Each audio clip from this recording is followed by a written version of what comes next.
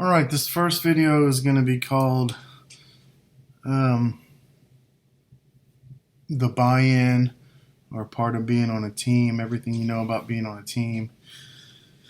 The prequel to my 15 minutes, everything you need to know about baseball. So once you're on baseball, you need to know you're now on a team. And the buy-in is just getting everybody to commit and believe that if they all commit and do their best and show up as much as they can and hustle and pay attention and do what they were taught, that it can all pay off and we can win in the end. And to me, that means winning the tournament at the end of the season, or at least making it to the final couple teams. But yeah, everybody wants to win. It's no joke. And the way that you win is that you show up and you do your best and you encourage everybody else on your team to do that. Having no weak links, right? And you don't be a weak link by being the least skilled person or the least experienced person on the team. Anybody can be the weak link, even the best player on their team. You be a weak link by not doing your best, playing your best at all time. Then you're that weak link when you're not doing your best, you're not paying attention, you're not hustling, you're not doing what you taught when you were taught it, how you were taught it. Then you're the weak link. So as long as we have no weak links, then we're going to win. We're going to do very well, and we're all going to be proud of you. And most importantly, everyone's going to get better. And that's the thing. We're going to judge you compared to yourself. We can't compare you to anyone else. That's not fair. We got to compare you to yourself, and we want everyone learning and getting better as we progress, as the season goes on. You know, even me, I'm going to be learning stuff as the season goes on, right? So just show up, do your best, hustle, will be great. And I'm going to tell you the cheesy story analogy now, but it's true. I'm sure all the parents, dads have heard it before, but it goes like this. Every morning in Africa, a gazelle wakes up and it knows it must be faster than the fastest lion or it will be caught and eaten. It will be killed, will die. Same thing every morning in Africa, a lion wakes up and it knows it must be faster than the slowest gazelle or it will starve and die. So the moral of the story is whether you're a lion or a gazelle, when the sun comes up, you better be running. And I like that as an analogy for baseball, especially for a team. And the buy-in aspect is because when you're on a team, especially in baseball, you have to have that aggressive mentality. You have to attack the ball like a hungry lion would attack a gazelle, right? Like your life depends on it. You have to be running and hustling like your life depends on it, like that gazelle trying to get away from that lion. Especially, you know, when it comes time for tournament ball at the end of the season, right? These games are won and lost by tiny, tiny mistakes when you get two teams that both can really play and are evenly matched, right? It's who's going to go that little extra and do that little bit different and not make that one mistake. And maybe the losing team only made one mistake, but the winning team didn't make any, right?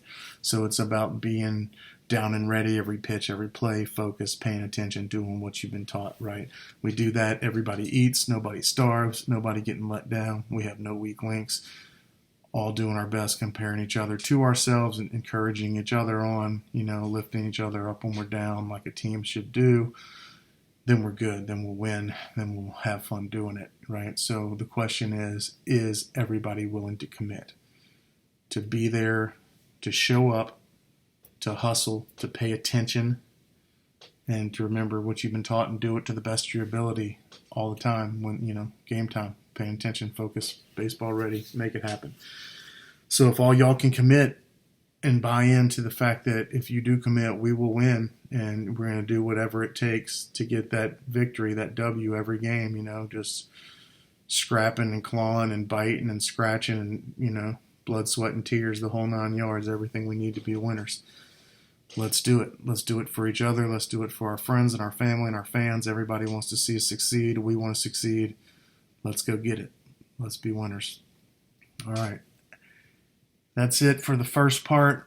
You can pause it, take a break now if you want. I know attention spans are short with kids these days especially, and that was almost 5 minutes already, and we probably got about 7 more minutes of offense and 7 minutes of defense, just estimating, no idea, but I'm going to get right into it, so unpause now if you're ready for offense. Offense is when you're scoring points, guys. That's when you're batting, when you're hitting the ball. That's when you're running the bases, right? Offense should be easy because you can just kind of put it on autoplay. You got to pay attention, but you can do what you've been taught. And this is what you're going to be taught. Best way to score points when you're batting is, number one, you hit the ball on the sweet spot of the bat. I think everybody knows what that is. And number two, you got to hit it hard, right? After you're hitting the sweet spot, you can start increasing your power and hitting it hard. Ideal hit is a line drive right back at the pitcher, hitting it hard and straight on a line right back at the pitcher. Even in the pros that batting 900, that means you're getting on the base 9 times out of 10. If you can get on the base 3 to 4 times out of 10, you're doing good in the pros. So hitting it back at the pitcher is the best thing you can do. An example of batting. I'm going to give you an example of batting. So right-handed, you're standing here like this. The plate's down here in front of you. You want to make sure that the tip of your bat can reach the outside of the plate. You get set. You do your little stance. I want you to take your head, if you're right-handed, and turn your head and look at the third base coach, and then turn your head back to the pitcher and do not take your eyes off of him again. You're watching for the ball, and once you see the ball, you do not take your eyes off the ball again. You're going to watch the ball come in all the way to your bat. You're going to swing. You're going to meet it right here in front of you. Boom. Driving it right back at the pitcher. Full swing. Follow through. Drop your bat. Eyes on first base. Full speed to first base. Running past first base. Touch first base. Do not start slowing down until you are past first base. A couple steps past first base. Then start slowing down. Listen to your coach. You got to turn to the fence, but to overrun first base, you have to turn to the right towards the fence and start coming back. But your ears are open because your first base coach might say, go, go, go, go, if there was an overthrow. And as long as you touch first base, you can go straight to second. You don't have to go touch it again. All right? And you're probably going to have to slide because first baseman's going to pick it up and throw it to second. So you're going to be running full speed and slide. If you don't know how to slide yet, it's a figure 4 with the legs. You put your heel right behind your knee, and you make a figure 4 with your legs, and that's how you slide into your base. Lean back on your butt. Make sure your foot stays on the bag. You cannot overrun second or third like you can first, right? And always touch the base. Don't overrun them. If it's a close play, slide. So when you get to first, you're listening to your first base coach on the way there.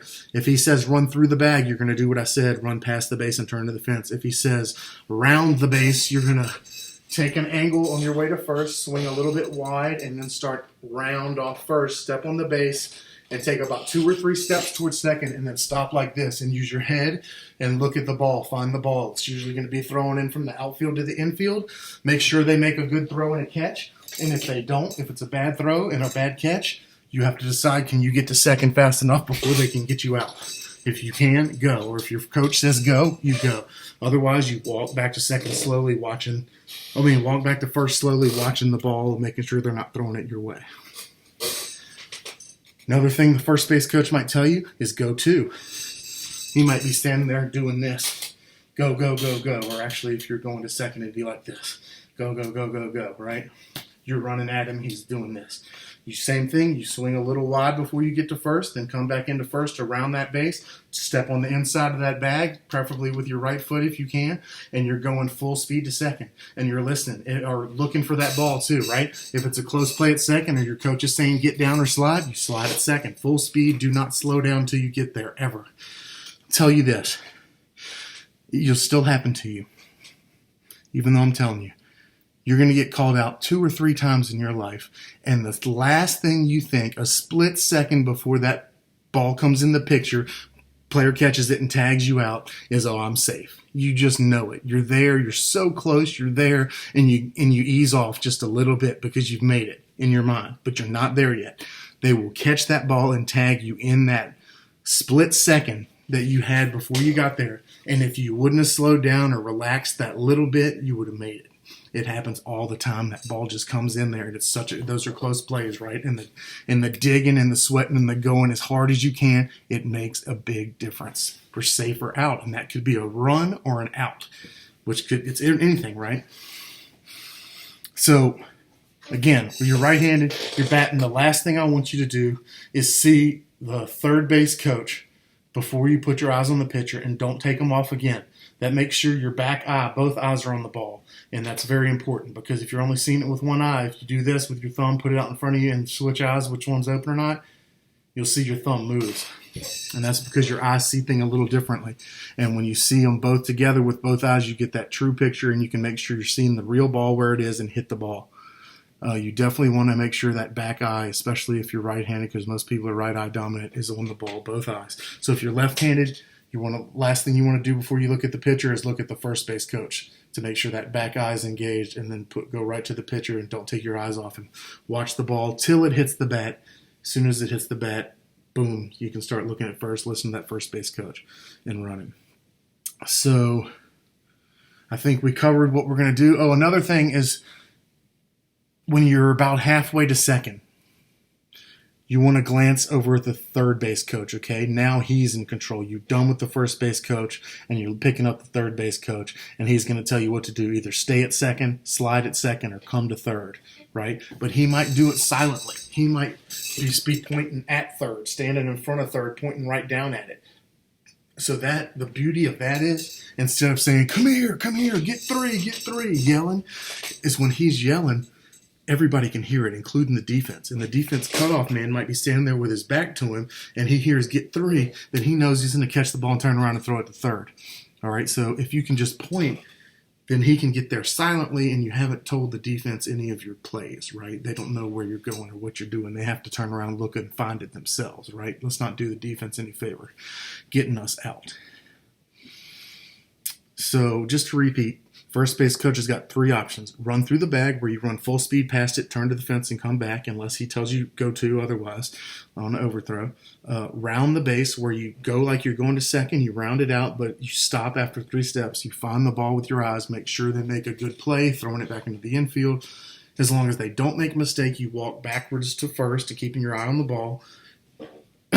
And then if they do make a bad throw and you want to go for second, you can go. You're 3 steps closer. And then the third thing the first base coach might tell you is go to, get two, and then you're going all the way to second, full speed, getting ready to slide if it's a close play. Remember, when you're halfway to second, picking up the third base coach with your eyes, at least a quick glance, and zooming in on him and seeing what he's telling you, whether it's stay at second or come to third or slide at second.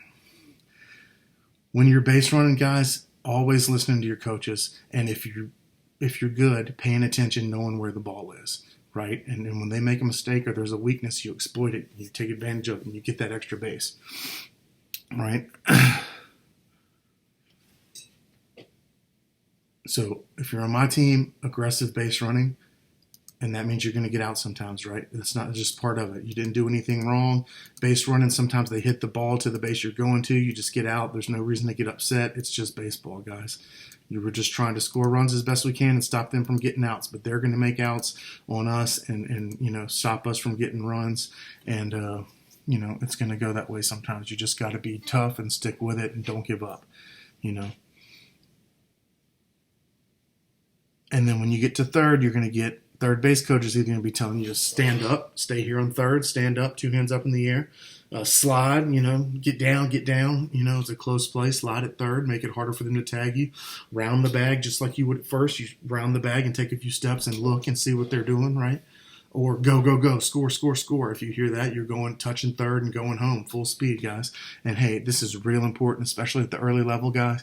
Touch every base. If you miss a base, go back and touch it, no matter what. If you miss a base, go back and touch it. Do not miss bases, but if you do, go back and touch them, no matter what one it is, right? All right, and before we go on, I want to talk about a couple more things in offense, is pop flies. I'm going to assume there's no infield fly rule at this young age. So if there's a pop fly, if you're base running, you're on first, and they pitch the ball, and as soon as it crosses plate, you start to get your lead, and they hit the ball, and it goes pretty much real high, very high in the air, right? In that case, if the ball's caught by them, you have to go back to the base you started on. So what you do as soon as that ball's popped up, especially if it's in the infield still or it's barely going to go out the infield, is you take a few steps off your base towards the next base. If you're on first, take a few steps off the base. And if they catch it in the air, you go back to the base you were on. If they drop it, just as a general rule, you go ahead to the next base, okay? And I'm going to add this in there. Watch that again if you need to watch that and understand what I said. But also on a pop-up, how far you get off the base you're starting on and going towards the base you're going to depends on how close it's hit to that next base. So if you're on first and there's a pop-up and it's hit really close to second, unfortunately, you're going to have to go more than half the way to second probably. And then if they... No, not more than halfway, almost halfway. If they catch it, you're going to have to hurry and get back because they're going to have a quick, easy throw to first to get you. But if they drop it, you're going to be close enough to second to where hopefully you can get there safely before they catch it and pick it up. So you got to basically judge. You want to be barely as far as you can be off of first base where you can definitely get back with him catching the ball in the air before he can throw it to first, which is not very far, unfortunately. But if he drops it, you have to get to second before he picks it up and tags you. So you're just in a bad situation there. And then there's something else called tagging up, guys. So if you're on, say, third base especially, maybe sometimes second, rarely anybody tags up from first. If you're on third base, and like I said, you have to, if there's a pop fly ball that's in the air and it's caught by the defense in the air and it never hits the ground, you have to go back to the base you started on as a base runner, period, as soon when he catches it. But there's something called tagging up to where if it's hit deep in the outfield to an outfielder and you're on, say, third base, right, and it's hit to center field or right field, you can stay on your base and stand on third base looking over your shoulder at the outfielder, and as soon as he catches the ball, you're on the base. Now you can tag up and go home. Go try to score, and you can do it from second to third too if you want, or even first to second, but I don't recommend that one. But I don't know if you're allowed to do it in this league, but there is something, especially in the pro baseball, called tagging up to where, and that means if whenever there's a pop fly and the ball's caught in the air by the defense, the base runners have to be back at the base they started on. And if they're not, then the defensive player can throw the ball to that base that they started on. That base, like say first baseman can catch it and step on first, and the runner will be out because he didn't get back to first after they caught it. But if he is on the base and they catch it in the air, then he can advance to the next base, but they can try to throw him out as well. They'd have to tag him, but they can try and throw him out. That's a little confusing, I know, and a little bit much for early on, the whole pop flies and tagging up deal, but that's a little bit more minutia, but worth talking about because it did end our season one time because we didn't know that even come tournament time, my first year playing, the whole popping up and not knowing to go back when it's caught in the air. So I recommend doing that. All right, pause it, take another break, and we'll come back and talk about defense. All right, you ready for some defense? Most important thing to me as a coach in defense is down and ready. It means not just down and ready in a baseball ready, physically ready position where you're kind of leaning forward on your toes, your legs are spread a little bit, your knees are bent, your back's bent a little bit. You're leaning forward and your arms are out like this, palm open, ready to receive, right? And you can shuffle left, you can shuffle right. You can, charge if you need to. You can backpedal. You can jump. You can do whatever you need to do from that position to attack the ball any way it goes when it gets in your zone.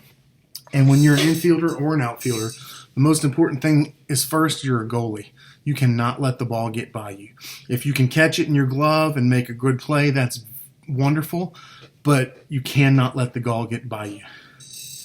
And the way you do that is shuffle. Just like I said, keep your body in front of the ball and use your body as a backboard. So in case your glove misses, your body hits it and blocks it. And guys, that's so important. But also, you got to watch the ball all the way into your glove. Close it. A lot of coaches like the alligator hands on top to make sure it doesn't come out. And you have plenty of time to acquire your target, find your first baseman while you're coming up, stepping and throwing, right? And let's say you bobble it. You don't catch it clean, you bobble it and you pick it up. You're still coming up throwing. And say you realize that guy's almost all the way to first, so you don't have a play. You can stop. You don't have to throw it, right? Big thing on my teams, no bad throws. Unnecessary throws is what I mean by bad throws. If you don't have a chance to get them out, do not throw it. Come up gunning, but then stop yourself, all right? If they're already there, stop yourself. That's it. So defense down and ready in that physically ready position, but mentally ready, this is important. This is what separates this, especially at young age, guys. Mentally ready means When that ump calls timeout at the end of a play, I want you to look around as an infielder and see where the base runners are, okay? And that tells you where your play is going to be if the ball's hit to you, so that you can be mentally ready before the play, so that when it's hit to you, you can just do what your plan is. You already have it ready, right? You know where the runners are. You know what they're going to be doing. Boom, if it's hit to me, I can know, A, what I'm going to do, or B, react if it needs to change because it was hit slow or hard or, something different than what you were planning. Know where the runners are, know how many outs there are, know where you're going to make the play when it's hit to you, right? You do that between every play, you're going to have an advantage over the teams that you're playing. And when you're playing teams and you have an advantage over them, and it's something that big that is every time we're on defense versus every time they're on defense, we're mentally ready and they're not, that's going to translate to a lot of wins for us guys, right? The only guys that are going to be able to compete with us are the ones who are also mentally ready between plays. And again, if we're not yelling it out as coaches, down and ready, plays it first, down and ready, 2 outs, plays it third, then they're going to be yelling less too. And when they're yelling less, they're communicating less. So if their kids don't already have it in their brains and their coaches aren't communicating it to them, we're going to have a big advantage. So y'all be down and ready. We don't have to yell it to you. It plays out as an advantage almost twice, guys. All right, so down and ready every play. Know what you're going to do when it's going to go there. Know what a force out is versus not a force out, guys.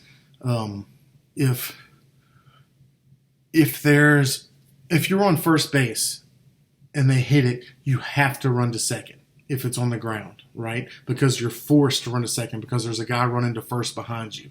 So if someone's running to the base behind you and they have to go because there's someone on the base behind them or they're coming from home as a batter, then it's a force and you have to run. So when it's a force out and you're playing defense, if the guy's on first and they hit it to me at shortstop, I can throw it to the second baseman and all he has to do is step on the base because it's a force out, okay?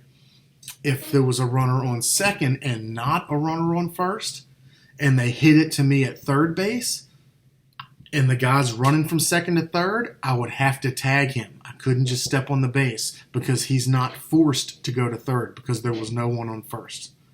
So there was no one on first behind him making him run to third. So he could stay on second because there was no one on first. Because when the batter hit it, he could run to first and it was open. There was no one there. But if he was on second and there was a runner on first already, then it's hit to third. The third baseman, all he would have to do is step on the base because that would be a force, if that makes sense. Know the difference between a force out and not a force out. And when it is a force out on defense, all you have to do is step on the base. And when it's not a force out on offense, all you have to do on defense, you have to tag them. If they're running towards you and it's not a force out, you have to catch it and tag them with the ball. And that means if they're sliding like they've been taught well and it's a close play, their coach is going to be yelling slide or get down. So you're going to catch the ball and you're going to have to put the ball on the ground right in front of the base and tag their feet before they get to the base. Normally, if they're standing up, you can tag them up high, any part of the body. When you're tagging them, you can just hold the ball with your bare hand and put it in your glove and tag them with your glove. That's one way to make sure you won't drop it, Or you can hold the ball in your glove closed and then pinch your glove closed with your hand on the outside and tag them with that. That's the best way if you've got that much room to reach and time and all that.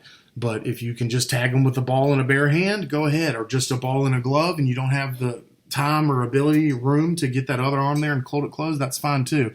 Just hold it tight and make sure you don't drop it when you tag them because the ball will get knocked out more times than not if you're just holding it with one hand and they come through and hit it hard. You got to be holding the ball hard.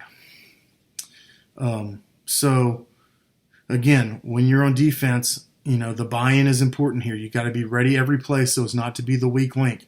You got to be thinking in between every play. And even though the odds are it probably won't get hit to you this play, you got to be ready anyway. And you got to be wishing it was hitted to you. You got to be aggressive. Shuffle your feet, body in front of the ball, whether you're going to have to dive to one side or whether you're going to have to turn and run, to get and give ground, back up a little to get the ball because it's hit so hard.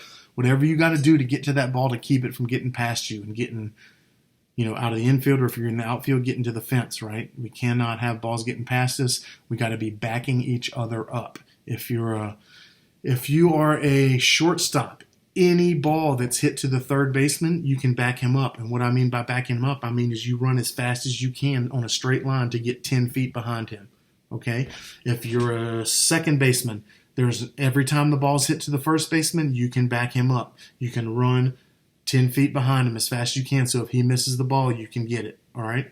If it gets by him, you can get it. And that'll stop the ball from going to the outfield, which stops people from getting extra bases, which is huge, guys. And the reason I say that is because as a second baseman, you can back up the first baseman because you have a shortstop that will cover second. Same thing, shortstop, you can back up the third baseman because you have a second baseman that will cover second. That works every time. Outfielders, it works every time. If the ball is hit to the outfielder next to you, you back him up, run 10 feet behind him, and turn around and look at him at his back. And in case the ball gets past him, you're right there to pick it up and get it to the infield. So that's backing up throws. No unnecessary throws. I talked about that. When you're catching the ball, watch it all the way to the glove. You have plenty of time to get your target while you're planting your feet, turning your body, and throwing, right? And you can stop your throw at the last second if they're already there. Back up throws, very important. Pitcher, you can start backing up third base or throw to second base from the outfield or even home. First baseman, once they get past first, you can back up home if necessary. Second baseman and shortstop, you got to know if it's hit to your side of the bag, A, you're going after the ball, not letting it get outfield. B, if it does, you're the cutoff man. That means you go to the outfield. You stand right between second base and the outfielder, facing the outfielder with your hands up. He throws you the ball, you catch it, you turn, and you throw it to the second baseman. Or if they're yelling third, you turn and throw it to third, whatever they're telling you to do. So same thing. If you're the second baseman and it's hit to right field, and it gets first, you try to not let it get there. Second, if it does get past you the outfield, you're the cutoff man. You go out there, hands up, catch the ball, throw it to second. So if you're the shortstop and it's hit to right field, you're covering second. If you're the second baseman and it's hit to left field, you're covering second. So you're either covering second or the cutoff man when it goes to the outfield, if you're second or shortstop. And you got to get that down good. And again, I'm going to say it, no unnecessary throws. And that's it. If you have any questions about defense, write them down. Ask me at practice. You have any questions about offense, write them down. Ask me or one of your coaches at practice. Anything that wasn't clear, go back and rewatch it or write it down and ask a coach or a adult who knows about baseball, and they'll tell you. So just in summary, 1, show up. Show up to practice if you can. Go practice on your own if you can, especially if you're not making it to practice. Pay attention is number 2. 1, show up. Number 2 is pay attention, guys. I know it's hard. Y'all watch a lot of video games. Y'all got short attention spans. But when it's baseball time, focus on baseball because you're getting a lot of golden nuggets that is really everything in this video is all you need to know about baseball for life. I mean, your coaches will definitely teach you anything else and everything else, but this is like the basics, right? So show up, pay attention. 3, put in work, which that means effort, hustle. We want you jogging on the field, and we want you jogging off the field. We want you down and ready every pitch, every play. We want you thinking and using your brain in between pitches when you're on defense, communicating with your teams. 2 outs, plays at first, infield, outfield second, plays at second, boom, down and ready. Every we can pick an inning captain who can be in charge of it every different inning, communicating to the infield or whatever. That's what I did. That seemed to work last season. So show up, pay attention, put in work, which is effort, hustle. 4, be a good person. All right, we're in a Christian league, so it's definitely important for us, but it doesn't matter if you're on a team. Regardless, be a good person, right? Have pride in yourself, have pride in your team, have pride in your teammates, and have character, right? Be yourself, but also be a good person, right? Treat others the way you want to be treated. It's the golden rule, right? From the Bible. If you know that and do that, that should be enough, right? Treat others the way you want to be treated. And, have fun. Let's go win some games. Go A's. Peace. Thanks for watching. Play ball.